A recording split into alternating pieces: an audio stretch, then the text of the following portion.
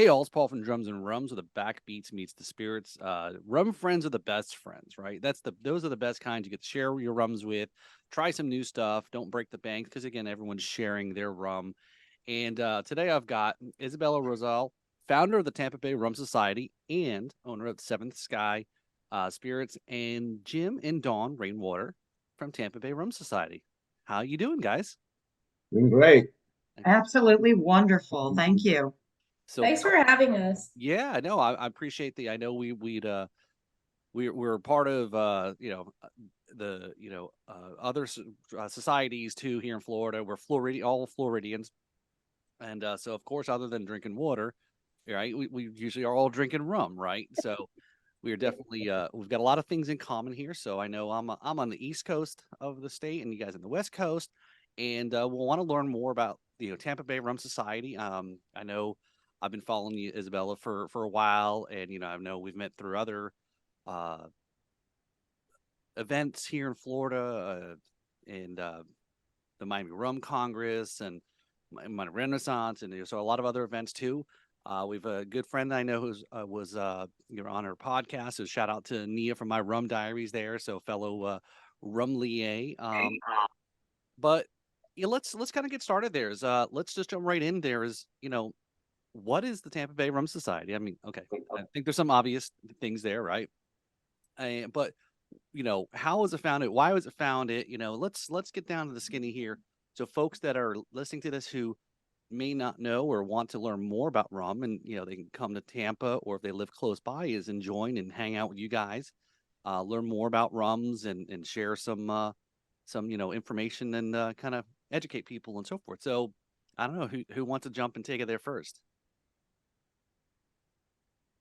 Well, as far as from my point of view, the reason Bea and my Don and myself got together is I personally feel rum is underappreciated. I mean, I work high end, and I'm a server at a very high end restaurant. I've been exposed to a lot of things for the last 40 years, and tequila's had its time, bourbon's had its time, and I really feel rum, and it's the number one selling spirit in Florida. It's just everybody thinks of rum as the lower end white stuff that we mix instead of that beautiful stuff you have sitting behind you. Yeah. So how do we, as an organization, help rum and move the needle, not just on high end rum, but rum acceptance? We love all rum, and we want it all to grow as a spirit and grow because it's Tampa. We have the Gasparilla Festival. We've had ties to Cuba since forever. Yeah. So And for for those that don't know, right, Ybor City, huge Cuban population there. They're still rolling cigars there, and that's how a lot of, before 1959, 59, yeah, I think it was 59. and 15.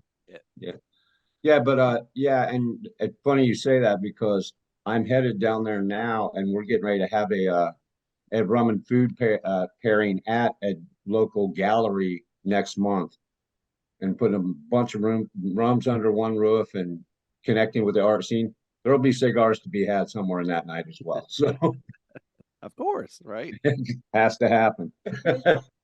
And to add to add to Jim's story is pretty much, cut the long story short, how the three of us met. We don't even know each other, to be honest. Like, we knew each other because of that rum tasting for Ukraine that I did for my birthday last year. And they attended the event, and this was in Brandon. It was in a center place for the arts over there. And Jim and Dawn, they live, I'd say, what, 30-40 minutes Yeah, away it, from that venue. it was in the burbs, and we live in the city. So Yeah, much.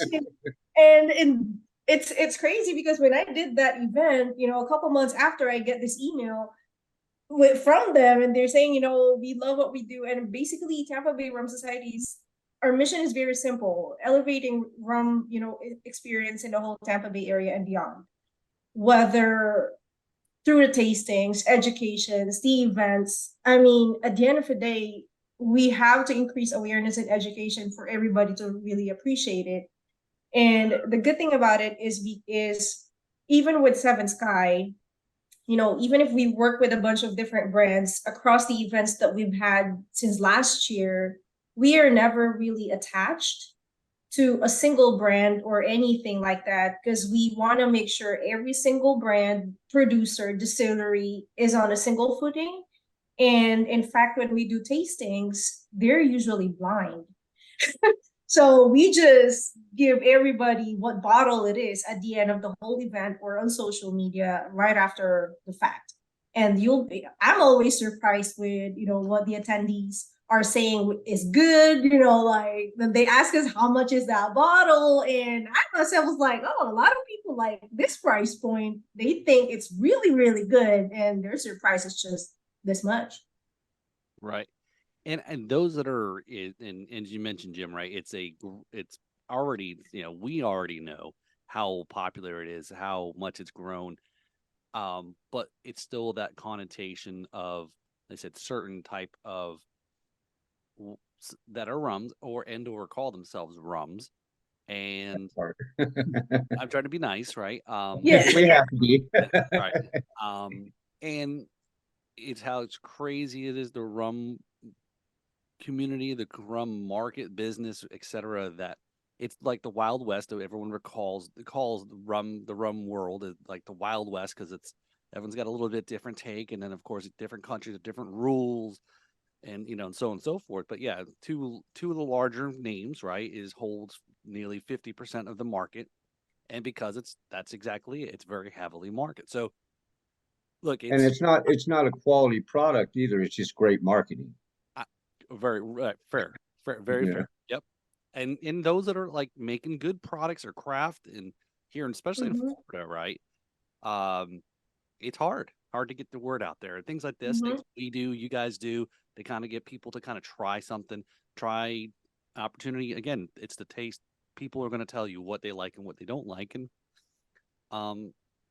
some people, maybe some people that make spirits may not really care, as long as they're selling stuff, right? So which is a business plan too, right? But Well, it's got to be part. It's got to be part of the plan at the end of the day. But right, pushing a better quality, and we invest our time heavily in the local distilleries as well, because we want to bring them along, because they don't get the kind of love that they need from the bigger distribution houses. Our last tasting, we designed 4 cocktails for a 4-course meal, and everything we used was local. Local, correct. In fact, by the numbers, if I run numbers with all of our events, actually starting with, I'd say the December one was our first event as a Rum Society.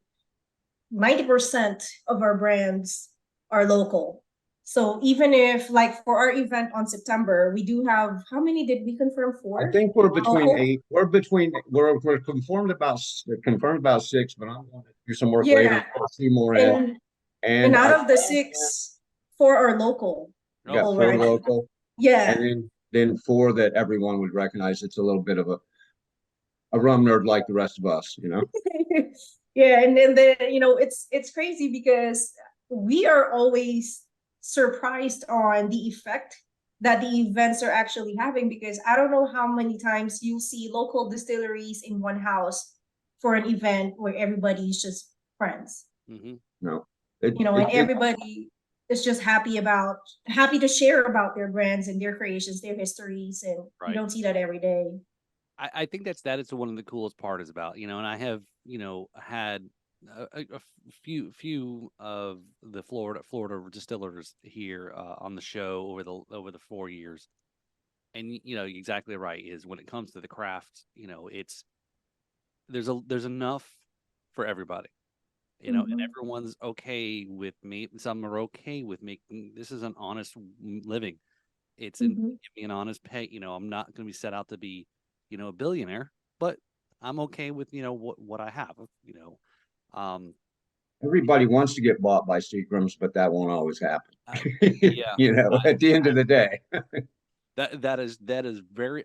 So Jim, I would say this on most of the people that I've talked to, that range from, and again, if you've listened, those that listen to the podcast over the since 2020 when I started, I kind of evolved a little bit in the conversation where, again, it's like this: what's your story? tell me your story. I'm not going to, it's unbiased, I'm either way. And just here's your opportunity to tell your story and have a conversation. So a lot of businesses that have come on, or rum companies, and then some approach different. Like we said, it's a different business plan. Maybe you want to be a distiller and that's what you want to produce. Some are just into I have a product that somebody makes for me and I'm selling it and I'm marketing it. And there's quite a few. Yeah, you're right. I find that those that actually don't have the distillery seem to be the ones who are okay and are really seeking that out, would rather just, again, sign me the check. I turn my product over to you and et cetera. But those that own a distillery, there's a craft aspect of, because they're making something, right? So yeah, it's interesting. I'm sure we all like that check from Seagram's, right? Right. No, but I think it is kind of a love project with a lot of distillers, because if you're gonna make money at it, it's a long game and it's a hard game and it's an expensive game. So, you have to do it for love at a point, because you're not you're, the balance sheets don't work out, Right, It's- right. At the end of the day, this isn't for charity. I think that's a lot of people Exactly. do Yeah. have to realize that, even though everyone's in the rum world, or look, it's in any business world for that matter. And as I'm, one of the things, yes, do I have a day job? Yes. Would I like to get some type of sponsorship, advertising, etc.? Sure, because it's fun and all, but there's other things that did go into it. So yeah, so that's great. So you mentioned there's this how you guys met was the event, a rum and food pairing event, and in the Rum tasting for Ukraine last year for my birthday. Yeah, because usually on my birthday, I don't do parties. I just do, things like that for, I don't know, charities or whatever. And last year I'm like, you know what? Let's do this. So and Katya, our PR manager, is Ukrainian. So it's definitely more personal, rather than, again, there's passion in there, rather than just thinking about of all the countries, why not Philippines, because I'm Filipino, but why Ukraine at that point, so yeah, right, yeah, whenever there's that's where we met. yeah whenever there's a personal tie to it, then definitely, for sure. Yeah. So, and then 3 months later we sat and had lunch, and just the idea became organic, pretty much. with it, Yeah. because Isabella is very well connected internationally in the rum scene. And Dawn and myself have worked in this area in high end for so long in restaurants. We're very well connected in the city of Tampa. Anything you want to say? Because go ahead, man. So, like I said, just meeting and thinking about what we can do to promote rum in the area, with both Jim and I in the hospitality business for so many years and knowing so many people. And meeting Isabella was just absolute serendipity. Yep. Now we're planning events together. that's it. That's perfect. And that's the great part is it's all I a lot of things that I talk about is how all of this is all intertwined between, obviously, because of the music aspect. I know I'm not a normal rum podcast like some, get totally nerdy, but again, it's always usually the story. And with obviously the rum and the music aspect of things is, really focused on, obviously going through the pandemic and doing a podcast during the pandemic, and how all of this is all interconnected. You close restaurants, close down. Okay, there goes restaurants. If you don't have restaurants and bars that have music, okay, then now the musicians are that's impacting them. Those restaurants that are closed are impacting sales. Initially, I know the state made it, what do they call that? A need to have necessity. Alcohol was a necessity, right? The governor signed. Probably was. Essential. That yeah, that's right. Essential. There we go. That's right. Yeah. Essential. Yeah, liquor stores were essential businesses during the pandemic. We got lucky though. I mean, True story. Yes. So all of those things are connected. Like as you mentioned, right? You have spirits, you have good products. It's tied to the restaurants, and it's great to be able to kind of leverage those connections across, because it seems like it's a perfect fit for what you guys have. Is you're able to kind of leverage all those things to get things into the market. I'm sure some of that, Isabella, is the opportunity to bring maybe some brands in and then there's an opportunity to kind of try to into the restaurant, connections that Mhm. Jim and Dawn have. So And it's crazy that you said that, because since we are so focused with local, I do have the license for export, and in fact, our focus is exporting our craft distillers over here in Tampa. And the best part about this whole relationship that the Rainwaters and I had was each and everybody has their own niche. Like I learned a lot from them, like knowing they've been in the industry for, I'm pretty sure, before I was even born, you know. So I'm Close, learning so much close. from about close, you know, and I'm learning so much from them. And with Dawn, like you can see her, she's quiet and everything, but oh my goodness, like for every single event, I don't know if people know this, maybe this is a good time to drop it. Every single event, she curates special cocktails every single time. So if people, like I was telling them at one point, man, we gotta create a book and sell that menu book, recipe book, once we have so much, because now we have what, at least what, 7 to 10 different recipes that she curated for the past events since December, and everything is unique. Cool. You can't have that. You can't find that every day. And the last event was all local products. Yes. 4 drinks with local products. So, I mean, Yeah. it was a good time. I really love that, and being that, being a Floridian, right, as we already all stated and that we all are.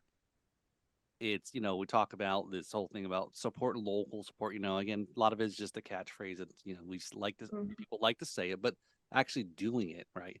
Because again, this is all helps it's all interconnected, right? The businesses are all, you don't want to see business going out of business. The taxes go into, I mean, it's a bigger picture kind of thing. So totally love the fact that there's a lot of presence, because I'm very interested in that. I know there's, if you've, hopefully you've done your homework, you did at least check out maybe 1 or 2 of the episodes, because there's a segment at the end that you guys are gonna have to go through. So I won't give it away too much. But that's one of the hint. I'll give you a little pre. There's something tied to that Florida rum question there. So towards the end, so no pressure now. But I mean that's great, because I know, speaking with not too long after, I think when they signed they changed the rules about distilleries and what they can sell on premise, Yeah. people don't I have like 2021, maybe something like Yeah. around there. Yep. I'm thinking. It is. and people just did not have, when you explain to the normal person that's not, in this world like, we are, Mhm. they're like, what, you mean you can't sell your product? It's like, it's produced here, they can't sell it here, they can make no money from it because of this whole system. Well, and our 3-tier system of distribution here in Florida, they they would consume the local products, and they'll and I see it happen. They take that local product and then it's sitting on the shelf in an office in a restaurant, and they're telling the distiller they have placement. They don't have placement, they're sitting on a shelf. And for that small guy, the second and third placement is the one that matters. You get them in the door doesn't matter. That repeat business, that's how they build. And that 3-tier system doesn't give them any love. Right. Yeah. And we have to explain that, to a lot of people, especially on my end, on Seven Sky, which is the trade side, that entity has all the licenses, both import and export, and I had to explain a lot the difference between where I am at on the tiers, especially even with the export. Like I'm surprised even myself that I had to explain that no, I can sell to duty free. No, we can bring your bottles to duty free. And at the end of the day, not a lot of distilleries can see themselves in the long game. I can pinpoint who are actually, prepared or who was doing steps for it. And on the back end of it, they know, like, if I'm working with you on that, how much work I'm actually doing just to get our local brands out there, even to the point of, asking help from our local officials, elected officials, requesting for support from the city. I go that length because I feel like it's the only way for them to really look at them. Right. And and a lot of them don't have that budget, and that's where I'm at. Like I'm more of that boutique person, and having Tampa Bay Rum Society back up all those events, without fee. I'm just trying to be there to sell your bottles or for you to buy from me, whatever. No, that's not how it works. We don't even sell bottles in the Rum Society. I can't even sell a bottle to you, in Seventh Sky, because I can only deal with the businesses. I can't deal with an individual. Right. It's not retail, right? You're not correct. Space, right? Right. So yeah. So what Isabella's talking about is she's got something in the works with the Tampa International, trying to set up a duty-free shop in Tampa International, keying on many of the local products and getting through all the subtle and not so subtle nuances of navigating bureaucracy. Pretty much and Bea travels a lot, so there's other countries, in the airports you have these big beautiful, in duty free, and we need one. And she's filling that niche, doing all that, the hard work. A year already. I didn't. It's been a year. I would have thought Tampa International Airport would have had. I mean, it's fairly now. No. That was my whole positioning with the airport. So we are getting as close as we can a year after. We're getting closer as we can, and I'm getting more aggressive this year because now we hit more than 2 years in business, and a lot of them ask for, how old is the company and all that good stuff. At the end of the day, it's all about, the numbers behind your company, if you are credible enough and whatever. Right. But I mean, it's been more than a year and we're getting closer as we can. And so all I can tell everybody, like, I'll keep working on it. I'm not giving up on it. So go ahead, Jim. She'll make it happen. One day it will come out. Is the airport operated or run by the county? No. Okay, so they are their own authority. Yeah. So here, I mean, there's a time. I'm not quite up on how, but I know there's a, real tie-in with Palm Beach County. Palm Beach County, either maybe they operate or they're the overseer. So I'm sure trying to navigate through that whole process is like it's a lot. Where do you start, right? Who do you need to talk to, and who needs to make it happen, and it's almost to a certain extent is like it should just be just another business that's in the store there, right? Even though it's a little bit different nuances, obviously, because of the duty-free aspect of it. So but that's great. I mean, those that are flying in and out of Tampa, I mean, I don't know, Isabella, it is, I'm sure, and I'm sure you've probably already done this, so is definitely somebody in Tallahassee, right, to help that, because again, it's promoting tourism, it's promoting Florida first, all these things that we were talking about again about local. Correct.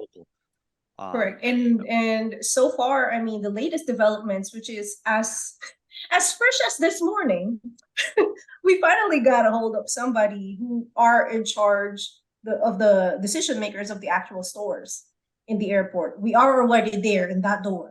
Oh, great. So yes, as of this morning. So, I mean, I'm not resting just because I already got introduced to that. No, it doesn't stop there. I have to keep going with, our city elected officials, with the county elected officials, anybody who can support the cause, because I went all the way up to Tallahassee, and everybody has their own different views. At the end of the day, it's just got to keep telling your story until you get the point across, and that's why we're here, pretty much.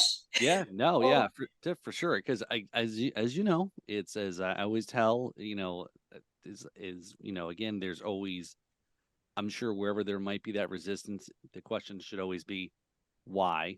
And follow the money, right? Because that's what it all comes down to, right? It's and every brand, that I spoke with before I added them on the list of this is who we are promoting locally on the export, right?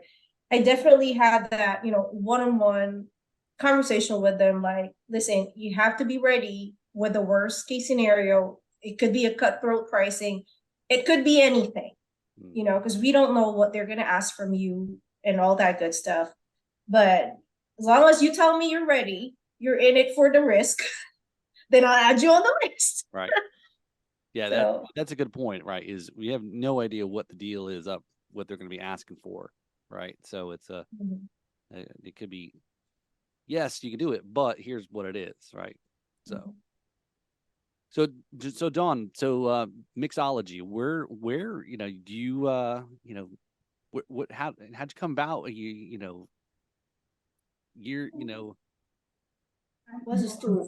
In Florida, and I've been in the hospitality industry for, like Jim said, 40 years now. My parents owned a bar, grew up in the bar business already, and just went into hospitality, high end, worked for Ritz-Carlton, Capital Grill for several others, and always been bartending and cooking. So I'm always creating something in my head. yeah. Mhm. That's why you're looking at my refrigerator, because the other side's my counter and I've got something major going on there. She's making a homemade Nutella because she's making cannoli. She's making a homemade Nutella to make a Nutella flavored cannoli. Oh wow. Yeah, I was developing something. I, this is all part of the rum pairing, right? Yeah, Well, actually, actually, honestly, it will be the one we're doing one in September. yes. There's going to be at The that one on one. the 14th. Yeah, I sent him the creatives for brush and barrels for the Yeah, 14th. yeah. So And a very rum heavy tiramisu. oh, there we go. Oh boy. So we're getting all sorts of breaking news here on this episode, The honor. the airport, upcoming events here. So And we're going to have 2 different punch bowls and a custom cocktail okay. too. So I'm working very heavily over the next 3 weeks. So And at least I'd say at least under one roof with reps from probably 3/4 of them. Isabella and I'll fill in the gaps for if we can't get a rep somewhere. okay. So Yeah. it will be awesome. Yeah. No, I like I said, I love this aspect that is about Florida, from some of the, again, I've talked to different, and I'll talk to you maybe offline, Isabella, is there's I don't know, hopefully I won't say too much, but they posted on social media, there was a smaller craft um rum company that was, I guess, had to kind of cease production on their rum, um and it was to do with supplies, and lack of volume, I guess, is really what it is. Um so I don't know. Like I said, I'm not say too much, but maybe I kind of pick your brain Well, the cost of the bottle alone can be very, very hard on a small distillery because the bottle costs more than the rum. yeah, The bottle and all that kitsch to the rum doesn't cost. I mean, once you got the steel and you got everything in the back, you're good. right, But the glass during COVID, I was working for a distillery. There were times we would be almost out of bottles. We never ran out, but other distilleries were because you couldn't get bottles. right, So yeah, and if you can't afford bottles on top of it because you're not making enough revenue. So I mean, the smallest thing could put if you can't afford your label, Yeah, and logistics, what times 5 already at some point? Because even when I send out stuff already bottled, they're like, "Wait, what? How come that's the cost of the logistics just from here to Canada?" Yeah. I'm like, "Well, man, I'm sorry, but that's the best I can do for you." I mean, yeah, Every time somebody touches it, it costs money. right. yeah, Yeah. And look at again, this isn't charity. It is a business. exactly. You're Yeah. like everywhere else, like you're just passing the cost along to the consumer. I mean, because so I know it's tough, to kind of, as a consumer, kind of, have to get the fact that it's going to cost some money to get something, but at the same time, it's like, look at the whole from here to here. Mm-hmm. Like I said, Jim, right? It's a lot of hands to touch it. Means that somebody's is getting some money from it, right? For whatever the reason. So, Mm-hmm. but yeah, that's, like I said, everything from mid-size distilleries here in Florida, on the East Coast and on the West Coast here, to some that are do some contract distilling, smaller micro companies that are starting up here, which is great. It's a great time to be in it. Yeah. So Anyway, so the event that you mentioned there, right, coming up on September 14th. So let's talk a little bit about that, because obviously, that's this is something we definitely want to make sure we're promoting. That is, to me, it's going to be, Don and I in particular, we're very tied into the art scene here. We have are really, they're our family basically.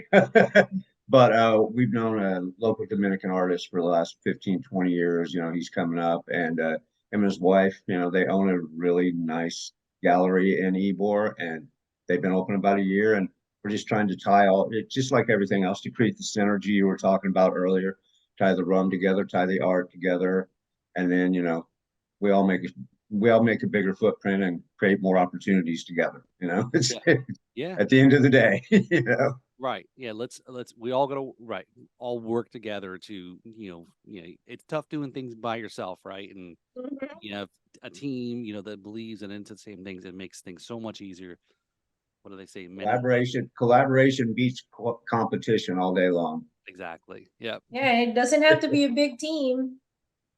Right. But if that little team right here, we're happy. I'm happy. We'll get bigger. I heard somebody say the other day was like, we might be small, but we're mighty. Yeah, small but terrible. Yeah. Small and mighty. So, Isabella, so let's talk about here. You mentioned you're Filipino, and the first rum event that I went to was a few, 2, 3, I don't know how many years ago now. And, I was introduced by Tanway, and, so the more I kind of looked into, said, it's like one of those, never heard of these guys before until, you see, and then of course it's like, holy shit, they're like everywhere. And then I've talked before in the podcast about people that have probably the bottles are out there. People, it's in a lot of the, big box stores. But of course, nobody knows about them. But then it's like, I tell people, these guys are bigger than what you're thinking. Bigger than Bacardis. I was stopping short if I was going to say the B word or not. But I mean, since it's hard. We all been avoiding that word. Yeah, but honestly, it's facts. I'm sorry, but we're stating facts over here. I mean, they surpassed the sales last year alone. They're the highest, they have the biggest sales globally. Surprisingly, everybody's surprised about it. Like, they don't even know about it. And in fact, they are one of our brands that said they want to be part of it on September 14th. I mean, grew up in a sugarcane farm. That's how I was born and raised, in a sugarcane farm. My mom is still in the distillery industry back home after, I don't know, X amount of retirements. They just kept calling her, because they needed her expertise. She's a chemist. She also is brilliant. She is brilliant. Ask her about how to make rum in 20 seconds. She can give it to you. That's how crazy it is. I mean, when everybody asks me, how did I get into rum? And when I start telling them I'm a sugar baby, I was born and raised in a sugarcane farm. We never sold the sugarcane farm until my last brother actually finished college. That's when they sold, because I guess the mission of that farm is done. We've been provided for, we've got what they needed, and everything is just, I guess, retirement from there on.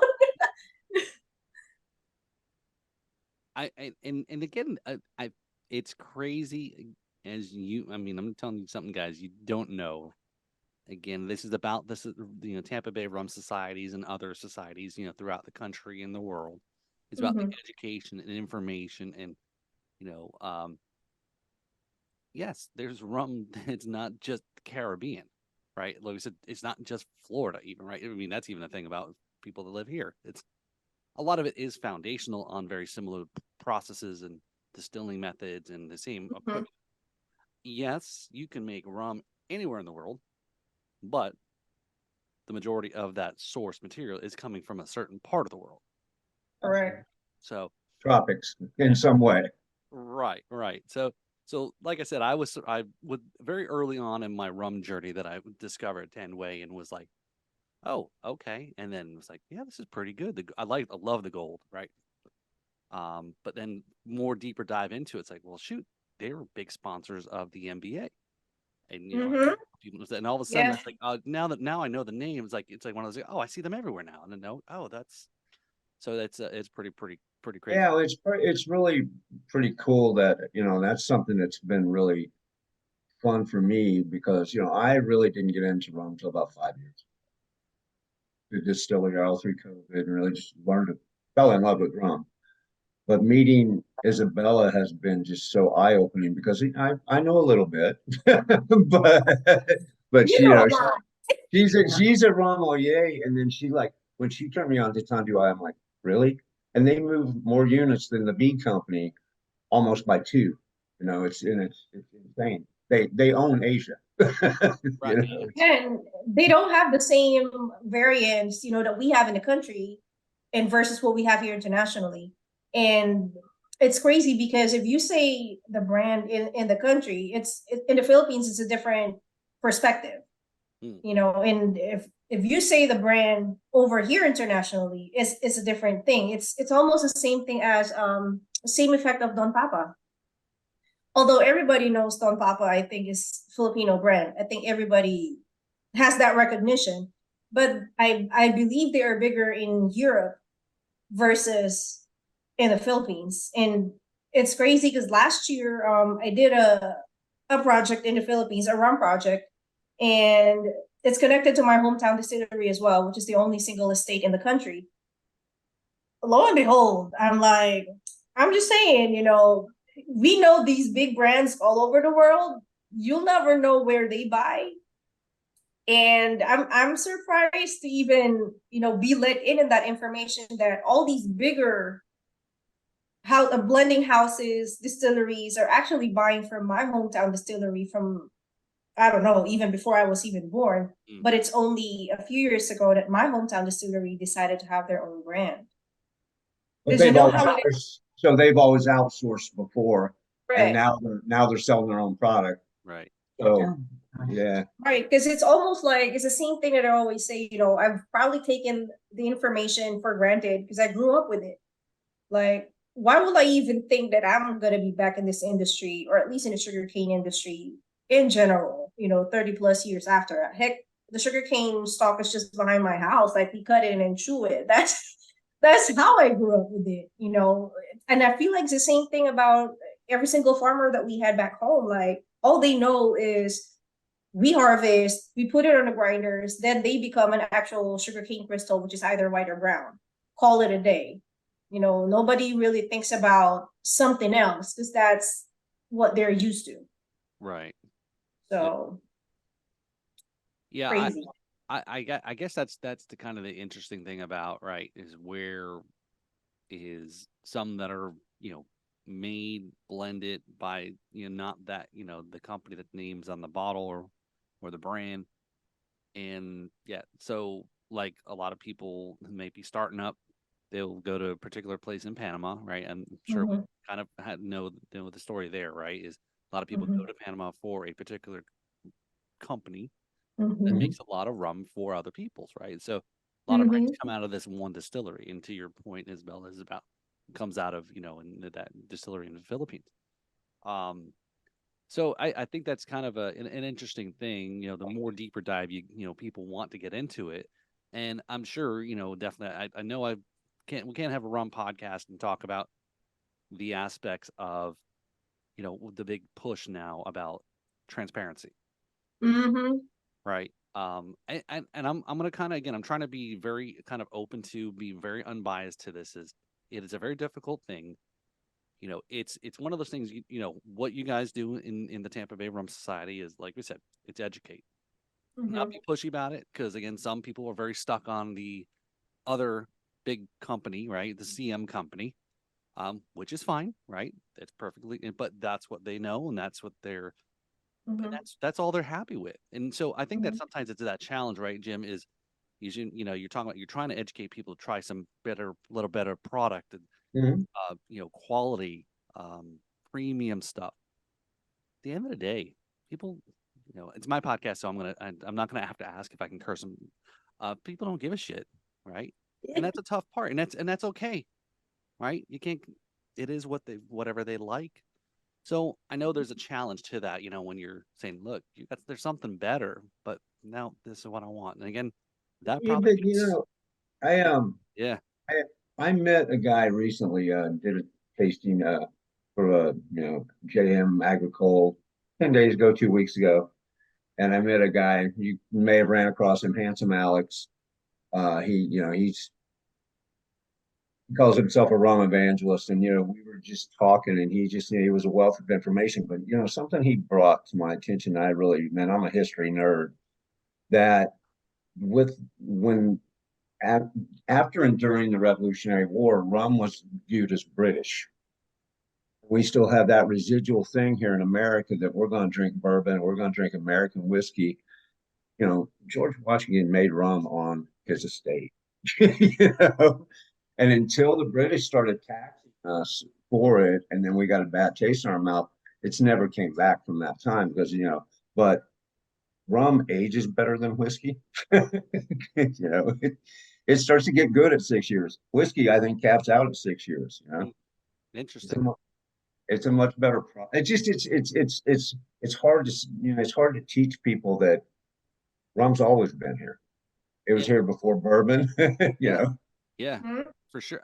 And to those that think that when you tell an American or or somebody here that lives in the U.S. that does not have any idea about the rest of the world, it comes to that and saying, oh, in Europe is huge with rum.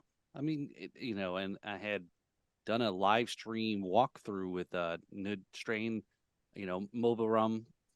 And he walked through it. He took his basically like this. We zoomed through live the Paris Rum Festival, walking through, and I was like, wow, that is insane. The people that are there. Mhm. And and see, yeah, it's huge, all over. Again, we live in this country, so sometimes, as we know, right, we're kind of like this, and we don't. Hey, right? Yeah. And I think that's how we are, trying to bridge the gap Mhm. on all of our events. Like we know we try to push local, but at the same time we also bring in, the brands that everybody's familiar to. And then that blind tasting factor, that's where I'm always like, we gotta do it every time. Yeah. Because they don't know what they're drinking. Right. And again, I think that kind of really helps again is with the promoting of Florida is when people find out, oh, this is pretty good. Oh, did you know this is a Florida company? And the Mm-hmm. challenge though is the distribution, getting in the stores, right? And then being able to say, all right, the distillery up here in the panhandle of Florida. Mm-hmm. Love this stuff, but I can't get my hands on it because I live down in South Florida. It's crazy, right? I mean, Mm-hmm. Florida is actually 2 states, right? We all know that, right? We all, I think, agree. Yeah, there's north of Orlando. Right. Yeah. Right. Yes. And right now there's a big push with e-commerce. So in fact, on the event on the 14th, I was encouraging them, if they have an e-commerce platform, bring it with them on the event, Yeah. because we can't sell the bottles for them, but if they can't find a way to bring it with them, Right. it's on them. Yep. E-commerce is the way around everything. You just have to figure out how to utilize it. Right. Mhm. Right. Yeah. And I know you got to go through others to help broker stuff and whatnot. So, but no, very, very cool. I want to be respectful of the time here. So we're definitely going to wrap up and go through our segment here. So we're going to hit you guys up with some of the rapid fire. So no, it's this is the segment is what we call in 4 sips or less. Okay. So I'll go and I'll ask all three of you the same question, and then we'll go from there. So in 4 sips or less, neat or on ice? Isabella? Big cube. Cube. Okay, got a cube from Jim. Ice, Ice. Okay. just a little.